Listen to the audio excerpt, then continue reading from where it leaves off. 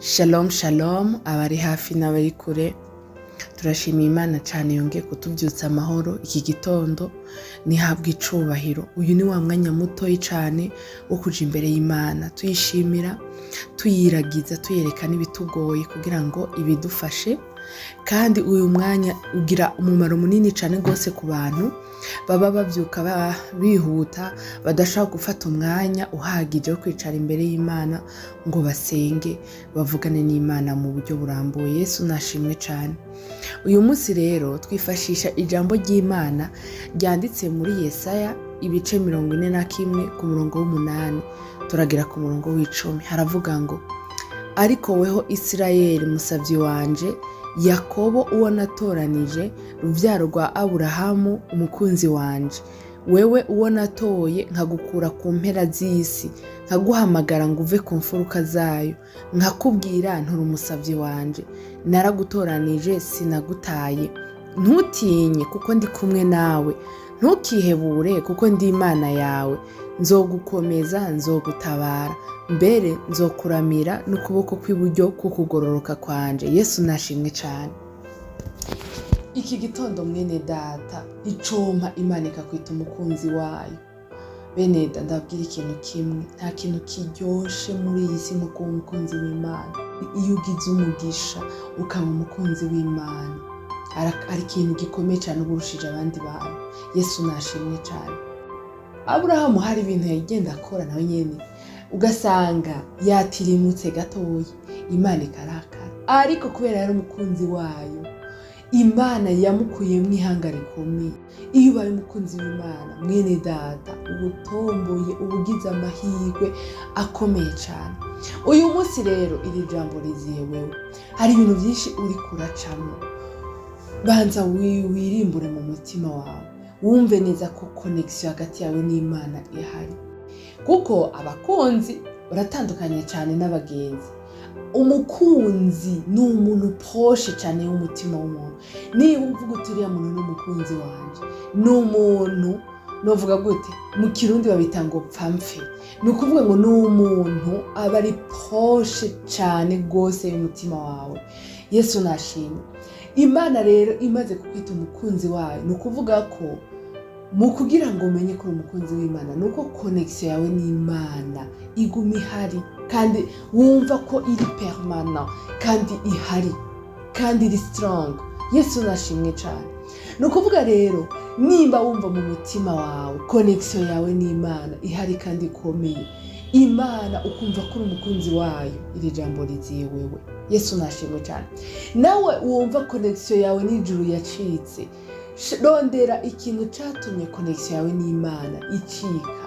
Ntibigoye namba na gatoya. Umutima wawe ntikubesha, umutima wawe urakubwiza ukuri. Nico kintu cyonyene kikubwira kitakubesha, kikubwira ati wamu hano hantu nyamara hari ibintu bitagenda neza. Hanyuma rero umutima wawe numara kukubwira inama, ibyo bintu birandura ubikureho. Narababwiye kugira ngo Satani ace connection y'umuntu n'Imana, arazana urwaha akarutambika hagati, ku buryo usenga isengesho rikaza rigakwita kuri cacaha ntirizamuka. Yesu nadufashe cyane. Kandi kugikura ni ukucatura ukacihana, hanyuma ugaca ukireka, ukagira imigabo mu mutima wawe yo kukireka. Yesu nashimwe cyane. Aho connection yawe n'Imana ica ibaretabwe, kandi iyo Imana ibona ugira effort mu buzima bwawe yo kwigororokera no kugendera mu nzira yayo no kuyihimbara, iragukunda mwene data, iragukunda ikakugira umukunzi wayo. Rero mwene data, narinzanye iyi ndemeshanyo, wewe nyene mu mutima wumva uri umukunzi w'Imana, wumva connection yawe hagati yawe n'Imana ihari kandi iri full. Nagira ngo ndakubwire ibiganuke bivuye mu ijuru aya masaha, ngo ntutinye ngo kuko ndi kumwe nawe, ngo ntukihebure ngo kuko ndi Imana yawe, nzogukomeza, nzogutabara, mbere nzokuramira n'ukuboko kw'iburyo kukugororoka kwanje. Yesu nashimwe. Ijambo ryaryoshe bene data, ngo ntutinye. Hari ibintu byinshi biriko birakwasamira, ubona imbere yawe ukabona biriko biragukanurira amaso. Imana ivuze ngo ntutinye, mukunzi wayo ntutinye, hagarara amagabo ushikamye, kuko uri umukunzi w'Imana. ngo nzogutabara, ngo mbere nzokuramira, ngo n'ukuboko kw'iburyo kwanje. Yesu nashimwe cyane. Ntugire ubwoba, ibyo bintu bihagaze biriko birahungabanya ubuzima bwawe, nta kintu na kimwe bishobora kugutwara, kuko waravuze ko azokuramira n'ukuboko kwiwe. Yesu nashimwe. Wowe nakubwiye cungana gusa na connection. Imana iguma ikwita umukunzi wayo, hagume connection hagati yawe n'Imana. Ucunge ntihagire ikintu kiza hagati ngo gikupe iyo liye igufatanije n'Imana. Yesu nashimwe. Ibisigaye uca wiraramira. Ntutinye namba, kuko waravuze ko ari kumwe nawe, ngo nturanduke umutima. Ngo izokuramira, ngo n'ukuboko kw'iburyo. Yesu nashimwe cyane. Ico wo uyu munsi umuntu wese ijambo rikabigiwe, akumva neza ko afise connection yitwa umukunzi w'Imana. Iki gitondo mwene data ndakwifurije kuba umukunzi w'Imana. Iki gitondo mwene data iriganuke ribi ryawe, mukunzi w'Imana ahantu uri hose. Ntutinye, uhora ari kumwe nawe. Nturanduke umutima, kuko warazokuramira n'ukuboko kwiwe kw'iburyo. Yesu nashimwe. Mwami Imana data wa twese uri mu ijuru, urakoze cyane kuriganuka rivuye mu ijuru.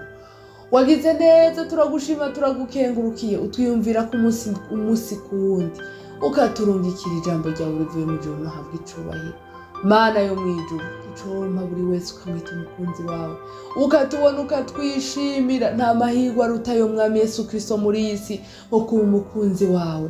Niyo mpamvu tukwinginze nyakubahwa ngo bidushoboze tugendere mu nzira yawe. Mwamiriye iduhuza nawe igumeho kandi ikomeye. Urakoze Mana yo mu ijuru.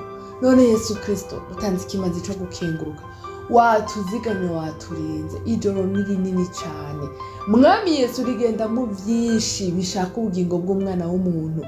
Abadayimoni niho bakora, abasataniste niho bopera ama operation yabo. Mu izina rya Yesu Kristo uyu munsi waturinze Mana, uko wari ubigenza n'indi misozi yatambutse. Watuzigamye, tuhahitiro riryoshe, watugendeye, ntuhabwe icubahiro. None Mwami wacu Yesu Kristo, ko wemeye ko tuvyuka rero, tukuragije uyu munsi. Mwami Imana data wa twese uri mu ijuru, tugenda imbere, ugendane natwe, tugukurikire Yesu. Wekerere inzira zacu, uje mu byacu Mwami Yesu Kristo, birinde, wirukane inyetsi n'abadayimoni mu izina rya Yesu Kristo. Satani turamwirukanye mu byacu, toka Satani katika jina la Yesu Kristo. Turaguhamagaye Mwami wacu Yesu Kristo, ngo uzugabuganze mu mitima yacu, uzugabuganze mu byacu no mu bacu. Utugirire neza Mana, umuriro wawe utwika ibitari ibyawe mu byacu, maze Mwami wacu Yesu Kristo umuco wawe uhora utumurikira. Utugirire neza, ibisigaye uri Imana ugira neza, umenye ibidukwiye Mwami Yesu, ukabiduhera ubuntu n'imbabazi. Byose biraba mu gushaka, mu izina ryawe rya Yesu Kristo Mwami wacu ndabisabye. Amen.